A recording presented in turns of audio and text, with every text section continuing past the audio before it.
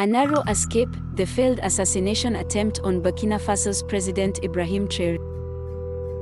In the restless hours of the night, as Ouagadougou's streets lay hushed under curfew and the moonlight cast long shadows over the city's colonial facades, an audacious plot was quietly unfolding. On the outskirts of the presidential residence, hidden behind the official silence of duty and darkness, a group of armed men made their move. Their target, President Ibrahim Traoré, the 36-year-old military officer turned head of state whose rise to power had made him both a symbol of reform and a marked man. The events of that night, now being described as a coordinated internal coup attempt, have sent shockwaves not only across Burkina Faso but throughout the Sahel region, already reeling from years of insecurity, jihadist violence, and political turbulence.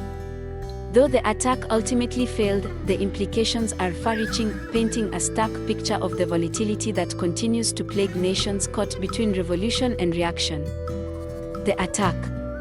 It began just after midnight on June 19. Eyewitnesses from the nearby Kuluba neighborhood reported hearing rapid gunfire and the low hum of military vehicles moving at speed toward the presidential zone.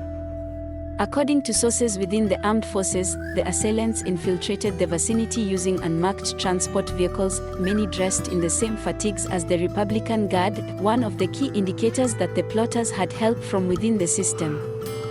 Their plan was bold: neutralize the outer security ring, create confusion through a coordinated power outage in Sector 4, then proceed swiftly to the president's private quarters. But the attackers underestimated one thing: President Traoré's rapidly evolving inner circle of loyalists and intelligence officers. Earlier that day, President Traoré had reportedly received intelligence from regional informants about an imminent threat from within. In response, he cancelled all in-person engagements, moved to an undisclosed wing of the residence, and ordered his chief of security to quietly rotate the guard units stationed at key entry points. These actions would prove to be decisive. As the attackers breached the first gate, they were met not by sleepy, underprepared guards, but by elite forces who had been briefed and strategically placed. What followed was a brutal firefight lasting over 30 minutes. Several attackers were neutralized at the second checkpoint, and others fled into the surrounding streets. In the aftermath, at least 12 assailants were confirmed dead, and 7 more were captured alive, including one mid-ranking officer from the Presidential Guard. A nation on edge. By morning, the presidential palace remained sealed off, and military presence in the capital intensified. Checkpoints sprang up across the city. Communications were briefly disrupted as the state attempted to contain the flow of rumors and prevent panic. Social media, however, exploded with speculation, some pointing fingers at France and its diminishing influence in West Africa, others blaming regional warlords or jihadist backers angered by Traoré's hardline stance. The government's official response came at noon through a live national broadcast.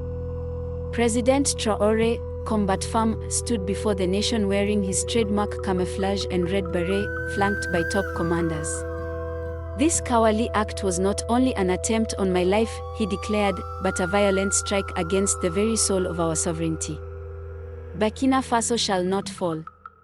We will not bend to terror, internal or external. He went further, announcing the arrest of several individuals and pledging a full-scale investigation into all institutions tainted by disloyalty. In a moment that raised eyebrows across diplomatic circles, he also accused certain foreign embassies of interference and warned against what he called neocolonial provocations masquerading as diplomacy. The broader context. Since assuming power in September 2022 through a popular military coup, Traoré has styled himself as a Pan-African nationalist, echoing the rhetoric of Burkina Faso's revolutionary icon Thomas Sankara. Rejecting traditional alliances with France and the West, he has turned instead to alternative partners, including Russia, Turkey, and regional neighbors like Mali and Niger, forming what some analysts call an anti-imperial axis in the Sahel. But this ideological pivot has come at a price. Internally, it has unsettled established networks of power, especially those tied to foreign aid, military contracts, and economic monopolies. By launching anti-corruption campaigns and restructuring military command, Traoré has made enemies among both the old political elite and within segments of the armed forces who benefited from the previous status quo. Externally, his break with France, the expulsion of French troops, and the embrace of non-traditional partners has drawn international criticism and raised concerns among Western governments that Burkina Faso may become a staging ground for new spheres of influence in Africa. These tensions make the assassination attempt not just a domestic affair, but a flashpoint in a much wider geopolitical contest for control, influence, and ideology in Africa's heart. Aftermath and questions. The failed attempt has triggered a sweeping purge within the military, with dozens reportedly detained for questioning. Special tribunals have been hinted at. Several high-profile figures, including former generals and advisors to the ousted President Traoré, are rumored to be under surveillance or house arrest. Traoré's supporters have rallied behind him, flooding the streets with Burkinabe flags, chanting slogans of loyalty, and calling for justice against traitors and foreign puppets. But not everyone is convinced. Human rights groups have voiced concerns about the potential for overreach, mass arrests, and a new era of authoritarianism under the guise of security. International observers remain on edge. The African Union and ECOWAS have condemned the attack but have urged President Traoré to maintain rule of law and avoid political repression.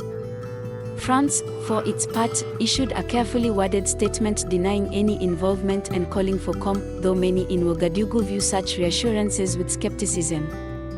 The road ahead. As night fell again on Ouagadougou, the streets were quiet but tense. The smell of cordite still lingered in the air, and soldiers patrolled rooftops with binoculars and heavy weapons. The presidential palace now resembles a fortress. But Ibrahim Traoré remains in power, and for now, his grip appears to have tightened.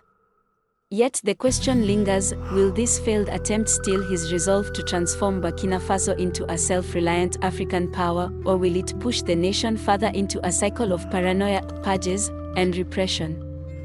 The bullets missed their target, but they left behind deep scars, and a nation more divided, more wary, and more determined than ever to define its own destiny. The battle for Burkina Faso's soul is far from over. It is a battle not of armies alone, but of ideas, loyalties, and the enduring fight between fear and freedom.